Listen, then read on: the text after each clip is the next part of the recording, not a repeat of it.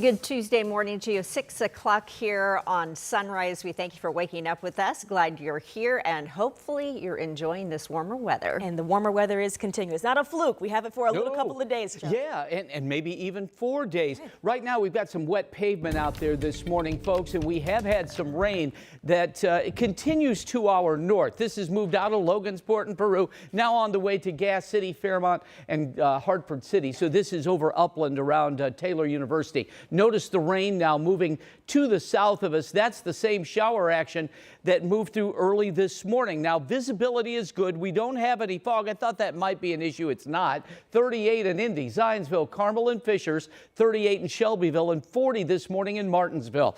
To our south, it's a little bit warmer, but not much. Still, this is awesome. Bloomington, Bedford, 41. That's only 3 degrees below the average high. So with that first cup of coffee this morning, we'll continue to be in the 30s. But wow, what a meteoric jump in temperatures later on today. We'll get up to 58, 14 degrees above average. Sunsets at 6:33 p.m. and we will have much more on this in a bit. But you know, Lindsay, a lot of folks this morning driving on wet pavement around here. Yeah, and the fact that the rain did wrap up overnight, still dealing with some of that. So we're going to keep our road weather index fired up this morning. Where you see the green, basically downtown south and across that 465 loop south of I-70. That's where we're still dealing with some areas of some leftover wet pavement. So you might need to use your windshield wipers at times.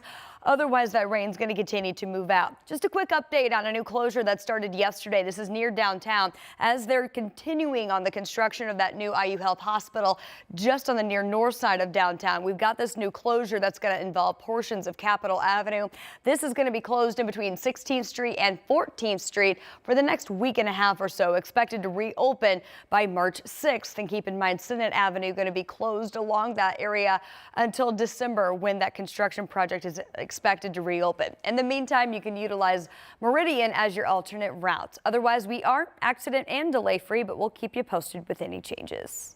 Thank you, Lindsay. Let's get you back up to date on that breaking news that we've been following for a couple hours now. Right now, police still on the scene, a very active scene, in fact, where there was a police-involved shooting with IMPD. It happened overnight on the near east side. I want to show you a map here. This is on East Washington, near Rural Street. Matthew Foltz has been on the scene there this morning and joins us with the very latest on what you're learning. Good morning. I know you were trying to get an update from police. Yeah, good morning to you. We're still waiting for the police chief to come give us an update. We're expecting that at any moment. However, I can tell you what we do know right now is that the suspect involved in this officer-involved shooting is at the hospital right now in critical condition. We know there's no officers that were involved or not injured at this hour, but as you take a look behind me, you can still see it's still pretty active as forensics teams are now on scene. And again, more police are showing up as well as the chief. We expect to get an update. But again, this all starting around 2 a.m. after Metro Police got a call about a woman who was injured, had called and said she was injured. Once on scene, they found out that the woman had been assaulted by several suspects. Police were able to track down one of those male suspects. That's when the man took off. At least one officer fired at least one shot at that suspect. Again, they were transported to the hospital in critical condition. Now, again, we're hoping to get an update, another update from IMPD Police Chief Chris Bailey with moments now. So again, ladies, as soon as that happens, we'll bring that to you right here on air. Okay, Matthew, thank you. We'll hold tight for that update. Well, this morning, the man convicted of the murder of killing a Dutch soldier will begin his 105-year prison sentence. Shamar Duncan actually addressed the court yesterday, apologizing to Semi Putsima's family and friends. This is a case from August of 2022 after a fistfight between two groups in downtown turned into this shooting. Afterward, Duncan drove by a hotel and started shooting at a group of soldiers, killing Putsima and injuring 2 other Dutch soldiers that were with him. Those soldiers were here in Indiana for training. The victims' families traveled thousands of miles to be here to share their loss and grief with the man who killed Sammy. Words cannot describe what this loss means to me, his family and friends.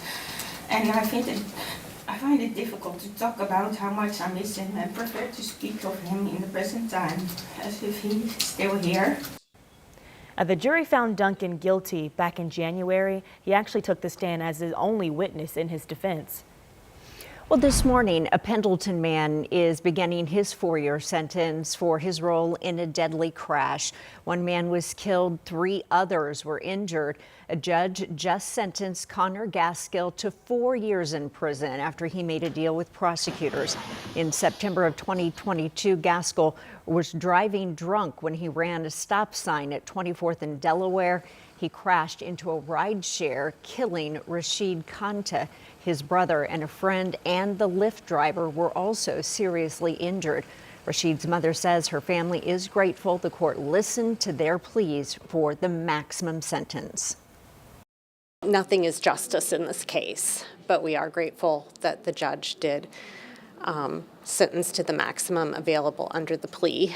That shows that she really listened to our family and the pleas that we made.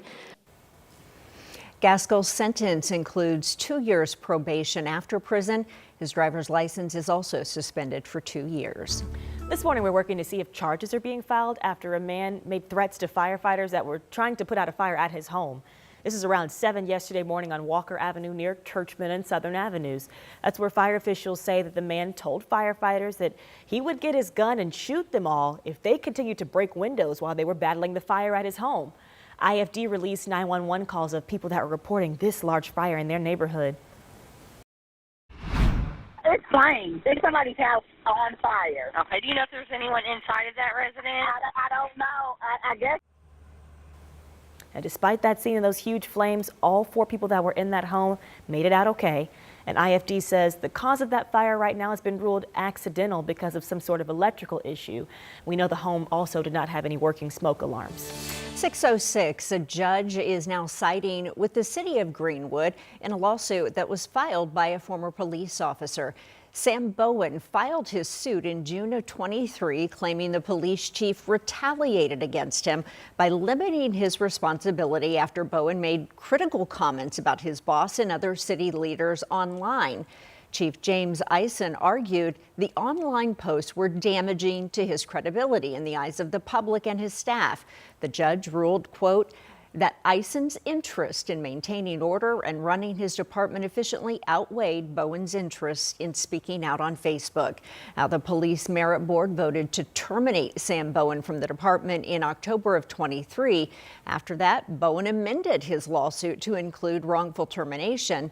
He was accused of violating department policies. Bowen and several other officers used their department-issued laptop to send messages containing racial slurs and comments with explicit language. Now, we did reach out to Bowen's attorney about the judge's decision.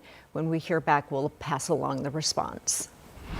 Your time is 6:08. The cases involving suspected serial killer Herb Baumeister is getting some renewed attention thanks to a push from investigators in Hamilton County and a new docuseries. It's pretty popular right now. Investigators believe that he killed dozens of men that he lured back to his farm in Westfield. They have uncovered thousands of bones and bone fragments on the property. Coroner Jeff Jellison of Hamilton County is leading the charge to now identify at least these victims. He's interviewed in depth for this new show that premiered on Tuesday. And since then, he says he has received so many calls, texts, and calls of some people from loved ones who say that they believe that they disappeared back in the 90s. We've got DNA swabs on them. We're going to be delivering those DNA swabs this week to the Indiana State Police so that they can do their work, get them entered into the national database, and we'll see what comes out of this. Well, in fact, Jellison believes that they have identified one new victim in the case thanks to DNA and forensic genealogy. They are awaiting a lab test to actually confirm that victim. The Fox Hollow Murders, Playground of a Serial Killer is the name of that docuseries, and you can watch it now streaming on Hulu.